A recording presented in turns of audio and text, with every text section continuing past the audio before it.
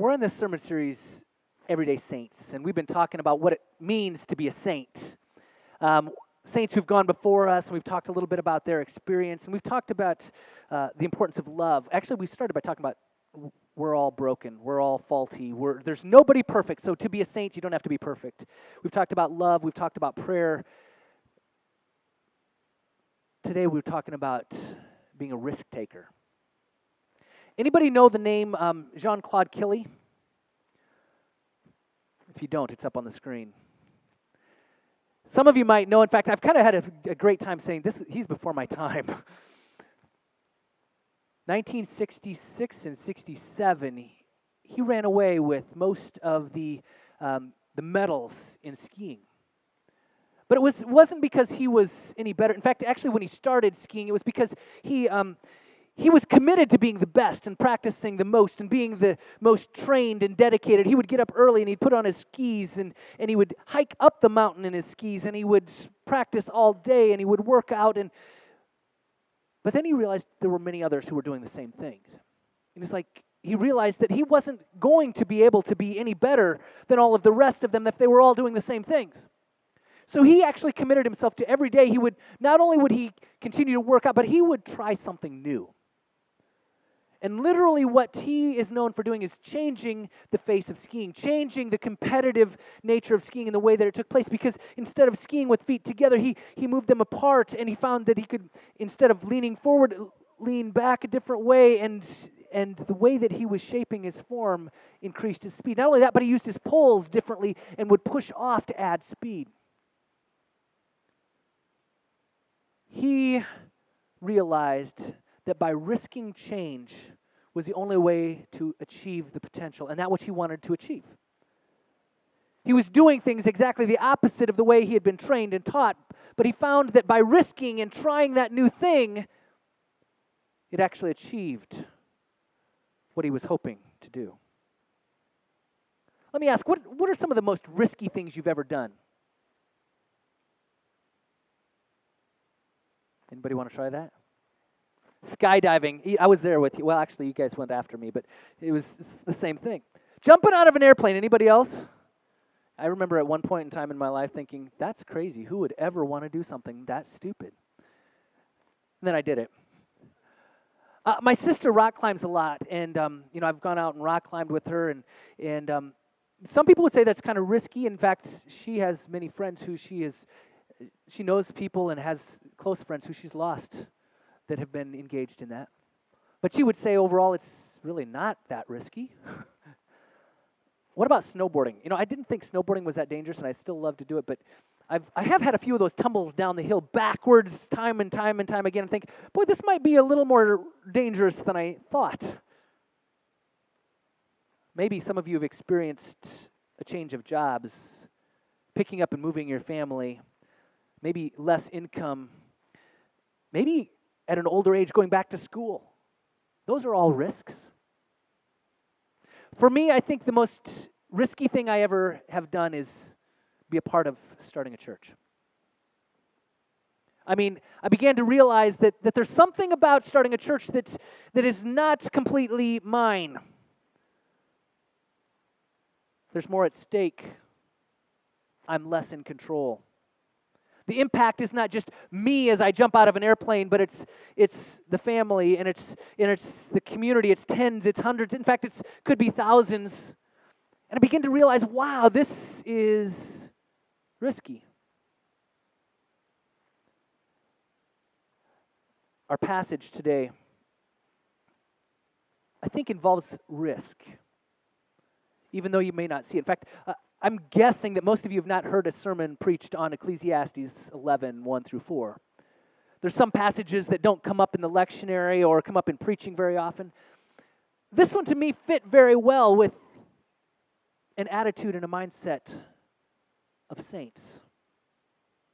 And in fact, I'm going to come back to a quote from a few people that reference the value of this. But before I get there, this is one of those verses that I should just share. I had this verse memorized when I was a teenager. When I was 15, 16, something like that. Ecclesiastes 11:1, and you might think that's a really odd one to memorize. I remember going over to a friend's house, and by the way, parents, when you send your children over to a friend's house, you don't have complete control, do you? You don't know what they're going to come back influenced by or affected by. And I remember I went to a friend's house and we played this game, and I came back and I was really excited, and I told my mom, hey, Mom, guess what? We played this game, and it was really kind of cool. It was a lot of fun. This game called Dungeons and Dragons. Want to guess my mom's reaction at that point? She was like, oh no.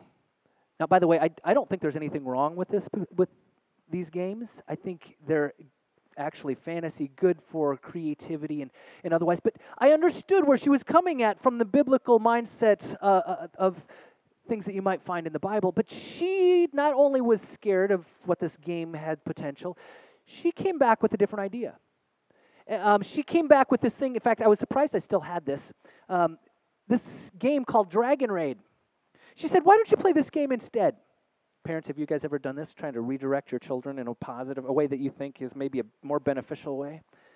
The interesting thing about this game, I still remember it, and I spent hours and hours memorizing Bible verses. Because a part of the game was, by the way, your character stats were based upon the fruit of the Spirit: love, joy, peace, patience, kindness, goodness, gentleness, faithfulness, self-control.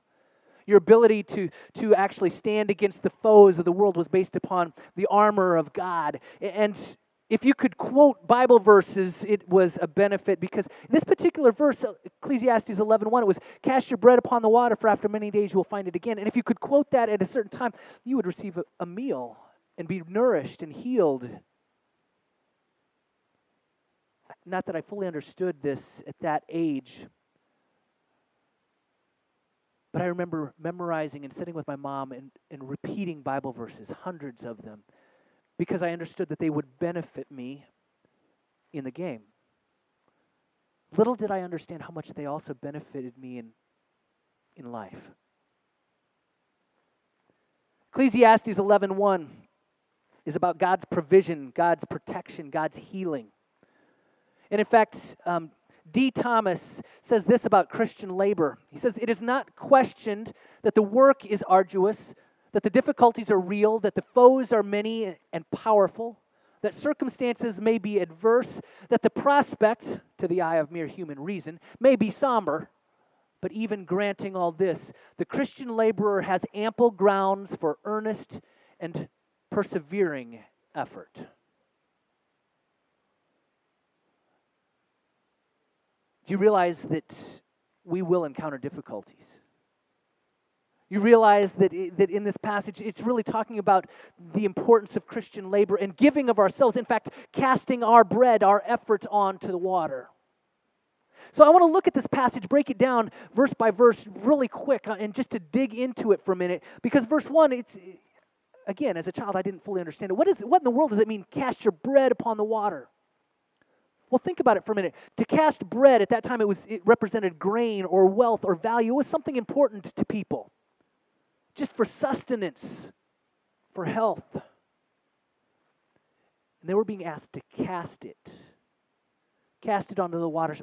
Water is something that's risky. It's out of control. It'll take things away from you in a way that you do not understand. It's a way of trusting God and saying, I don't control this anymore. God, it's yours. I cast it. Maybe that's a question we should ask ourselves. God, what is it in my life or of value or of worth that you're asking me to trust you with? Verse 2, it challenges us actually to spread the risk. How many of you have talked to an investment counselor and says, diversify, right? Spread out the risk. Don't just put all of your eggs in one basket, but instead invest in many ways. Well, this passage might not be quite the same, but it means spread the wealth, share, give, in fact, entrust what you have in many ways that you can see the benefit, that you can see the rewards reaped, the harvest brought in. If you think about it, there is no such thing as a return without investment. Think about it. What is it that we offer or we sacrifice in order to see God's glory elevated? Before I go on to verse 3, let me ask, instead of talking all about risk, let's talk about safe. What's the safest place that you can think of in your life or your environment? Can anybody think of a safe place? Home. Actually, that's one of the most common answers. Home. Actually, some people would even narrow it down further and say, my couch. Okay, how many people's couch? It feels pretty safe. Or you've got a special, that love seat, that special lazy boy. And it's comfy, and it's exactly where you want to be, and you lean back, and you've got the remote control, and you can change your whole environment with that remote control. You can have a drink in front of you, you can TV dinner or whatever you want, and you're just safe. But maybe the question should be asked, sitting in that space, have you really lived? In fact, if we don't risk, are we really living?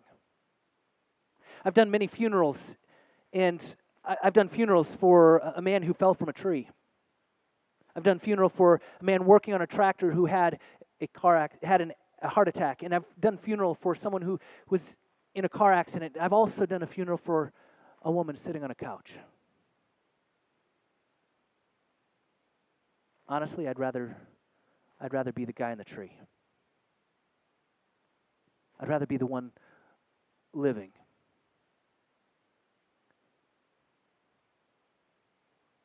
Verse 3. There are things outside your control. Now, I know all of you like to think that you have your world under control.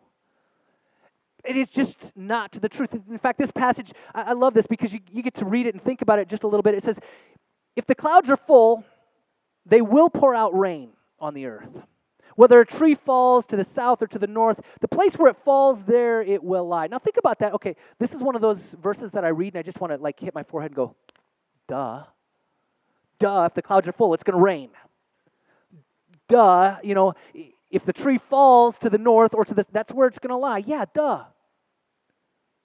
But what it's really saying is these things are out of your control. If the cloud's full, you're not going to put your hand up and stop it. If the tree falls over there, you're not going to make it fall over here or keep it standing. Think about these things that are out of your control. There are things, sometimes we lose a job, sometimes we have a flat tire. There's going to be people who hurt you whether you want them to or whether you do your best to actually provide grace and forgiveness or not.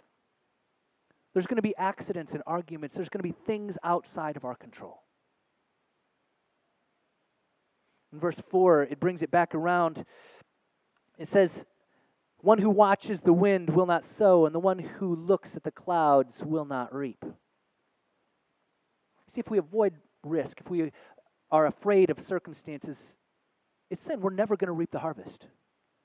We're never going to receive the benefit because we've never even risked enough to cast our bread upon the waters. We've not taken that risk to try something new. If you think about it, Jean-Claude Killy would have never achieved what he had achieved if he had never tried something new. Maybe that's the thing that we need to think most about is it requires risk to achieve. I thought about listing a saint or coming up with a saint that I could say, this saint really represents risk. But you know what's true? As I looked at every saint, I realized every one of them risked significantly for their faith. There were many saints who were martyred because they wouldn't denounce what they believed. There were saints who gave up everything they had, family inheritances, to build and start a monastic community. There were many who endured difficult life circumstances. They went where God sent them, sometimes picking themselves up and moving across the country, across the globe. There are saints who continually fight for right and justice in the face of persecution and even their own death. Look at the saints and you will see how much they sacrifice and how much they risk because they believe that their faith is worth it. They believe that their relationship with God is that important. And they realize that they will not reap the harvest if they don't first cast their bread upon the water. Hudson Taylor, many of you know, the great man of faith who founded the China Inland Mission, integrated faith and risk, and he said this about it. He said, unless there's an element of risk in our exploits for God, there's no need for faith. Have you thought about that? The truth is, you don't need faith to show up at church. You don't even need faith to read your Bible. I mean, think about it. You don't need faith to pray. I mean, there are atheists or people in a corner who pray just because it's like a last chance ditch effort. They don't really have faith, but they're willing to pray.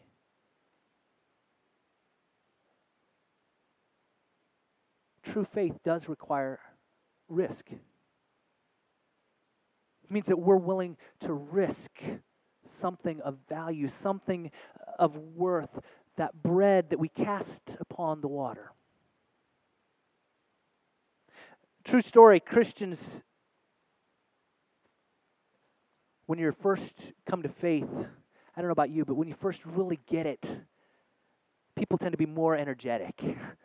They're more excited. They're more willing to go out and reach and share their faith and invite people in and tell people what God has done for them and how things are new and different. And then with time, all of a sudden, we kind of do this comfortable, casual, complacent. I show up at church. I do the things I'm supposed to do, and God's just there. John Gardner says one of the reasons that why mature people stop growing and learning is that they become less and less willing to risk failure. Think about it. Have you gotten to a point in your life where you're just not willing to risk something? Maybe I should ask the question this way. What is it that's holding us back from our dreams? What is it that's holding you back from taking a risk or trying something new? Are you afraid of the storm that's out there waiting? Do you see the clouds in the sky and you're just afraid that something is going to break loose and shake your comfortable world? Are we afraid of change itself? Do we just like things the way they are? What are we willing to do to risk to be there for others? You know, at the beginning of this, I said that the most risky thing I've ever done is start a church. And as I thought about it, I realized, yeah, it's something I don't have complete control of, and I don't know how tomorrow is going to turn out, and I can't control everybody or make sure that everybody gets to church every week, or that the offering is what it needs to be, or that the Bible studies are taking place, or Sunday schools. I can't do all of that. And I realized it's not all in my control. And then I began to realize, you know something? It's not just my risk. The fact that you are here this morning, the fact that you're willing to worship in a school, the fact that you felt God's presence, God's calling to be here, tells me that this is a risk that you have claimed for yourself as well. In some ways that you have cast your bread, your lot in the water of starting a new church, but actually doing that which we are called to do, to be Christ in community, and to actually share God's love with our neighbors and our friends, and see how God can work a transforming work in their life as well.